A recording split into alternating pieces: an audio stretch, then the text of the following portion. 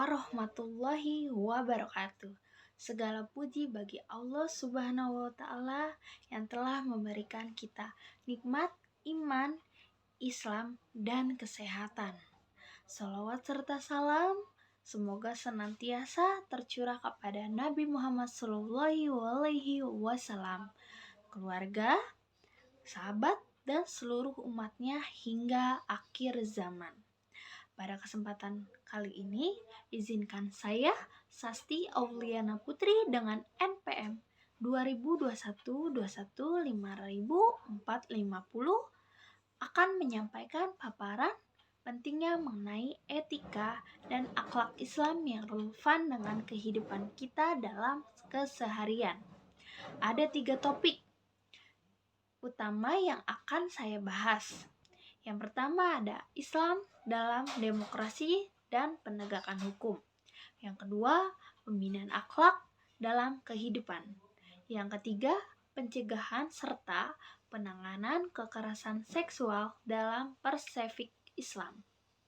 Nah, ketiga topik ini nih bukan hanya penting dipahami, tapi juga diamalkan. Semoga Allah Subhanahu wa Ta'ala memberikan kemudahan dan keberkahan dalam setiap ilmu yang kita pelajari.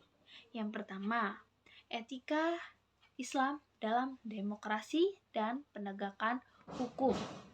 Islam bukan hanya agama yang mengatur hubungan kita dengan Allah, tetapi juga mengatur hubungan sosial, politik, dan hukuman dalam bermasyarakat. Nah, salah satu aspek penting adalah bagaimana Islam memandang demokrasi dan penegakan hukum. Demokrasi dalam Islam dikenal dengan istilah syura, yaitu musyawarah. Pemimpin tidak boleh otoriter, tetapi harus mendengar aspirasi rakyat, bertindak adil, dan menegakkan hukum.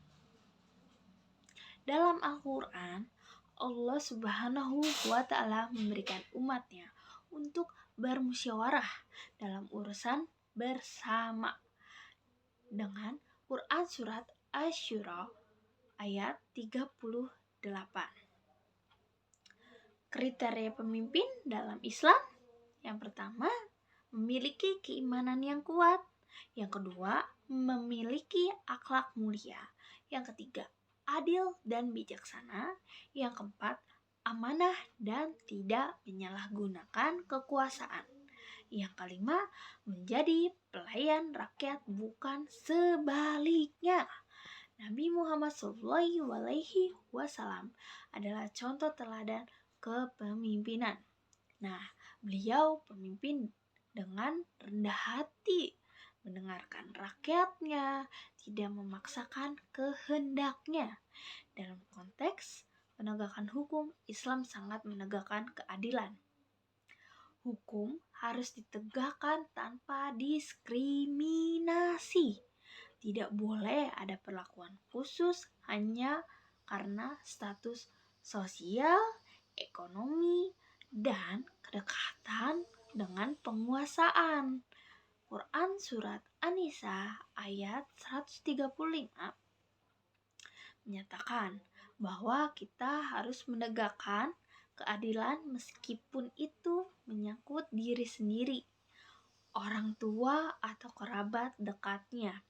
Ini menunjukkan betapa tingginya nilai keadilan dalam Islam.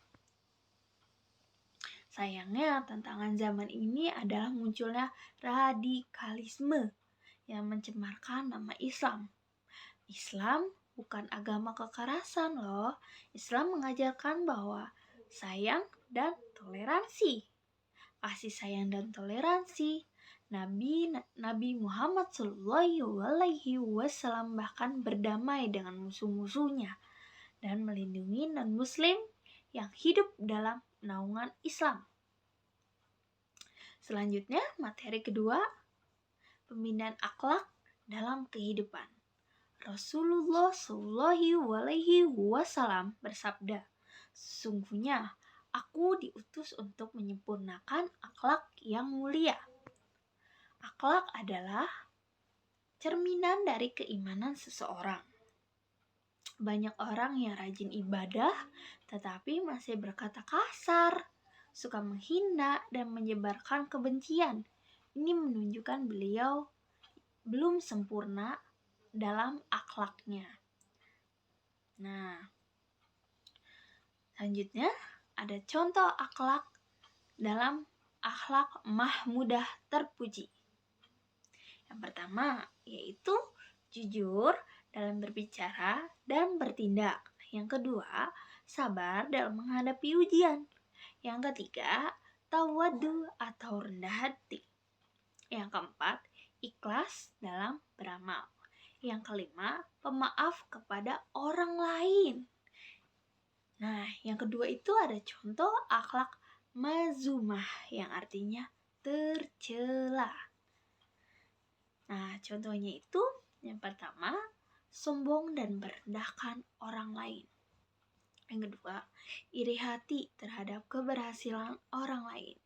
Yang ketiga, berbohong dan menipu. Yang keempat, mengadu domba. Yang kelima, malas dan menyia-nyiakan waktu. Selanjutnya ada faktor yang membentuk akhlak sangat banyak. Seperti apa? Yang pertama, seperti pendidikan keluarga sejak dini. Yang kedua, lingkungan pergaulan. Yang ketiga, media sosial dan tontonannya. Keempat, kebiasaan kesehari-hariannya. Nah, pendidikan akhlak harus dimulai dari rumah. Orang tua menjadi panutan. Guru di sekolah juga harus memberi teladan. Jika anak-anak terbiasa berkata jujur, bersikap sopan, dan saling membantu sejak kecil, maka ketika dewasa, mereka akan menjadi generasi yang kuat dan beradab. Nah, yang ketiga, ada materi pencegahan, penegakan kekerasan seksual dalam Islam. Kekerasan seksual adalah bentuk kesejahteraan yang sangat serius, baik secara hukum, negara maupun secara syariat Islam. Islam sangat menjaga kehormatan manusia dan melanggar semua bentuk pelanggaran terhadap martabat. Dalam Quran, surat An-Nur ayat 30-31, Allah memerintahkan laki-laki dan perempuan untuk menundukkan pandangan untuk menjaga kemaluannya. Ini adalah bentuk preventif agar tidak menjadi zina, pelecehan, dan kekerasan seksual. Selanjutnya, bentuk kekerasan seksual yang sering terjadi. Nah, bentuk kekerasan seksual yang sering terjadi ini loh. Yang pertama ada pelecehan fisik seperti menyentuh tanpa izin, pelecehan verbal berupa ucapan vulgar, pemaksaan hubungan, penyebaran konteks tidak senonoh, pemerkosaan termasuk dalam relasi yang tidak setara. Islam menegakkan hukum tegas terhadap pelaku. Jika memenuhi unsur zina, pelaku dikenai hukuman had. Jika tidak, maka dikenai hukuman ta'zir sesuai keputusan hakim. Namun, Islam juga mengajarkan pencegahan bukan hanya hukuman. Pencegahan dilakukan melalui yang pertama, pendidikan tentang batas interaksi sejak kecil. Yang kedua, menjaga aurat dan pakaian yang sopan. Yang ketiga, tidak berdua-duaan antara laki-laki dan perempuan yang bukan mahram. Nah, menyaring tontonan dan bacaan menciptakan lingkungan sosial dan sehat dan aman. Yang lebih penting lagi, korban kekerasan tidak boleh disalahkan. Korban harus dilindungi dan diberi pandangan psikologis, medis, dan hukuman. Islam sangat melindungi orang yang lemah dan zolim. Nah, dari ketiga materi ini, kita belajar bahwa Islam adalah agama yang sangat menjunjung tinggi etika dan akhlak. Etika membimbing kita dalam kehidupan bernegara, akhlak membentuk pribadi yang santun dan mulia, dan hukum Islam menjadi kehormatan serta keadilan seluruh umat manusia. Mari kita terus memperbaiki diri, menjadi pribadi yang adil, sabar, dan bijaksana, serta membela yang lemah dan menolak ketidakadilan. Semoga Allah meridhoi setiap langkah kita dalam menegakkan kebenaran dan akhlak yang mulia. Wabillahi taufik wal hidayah. Wassalamualaikum warahmatullahi wabarakatuh.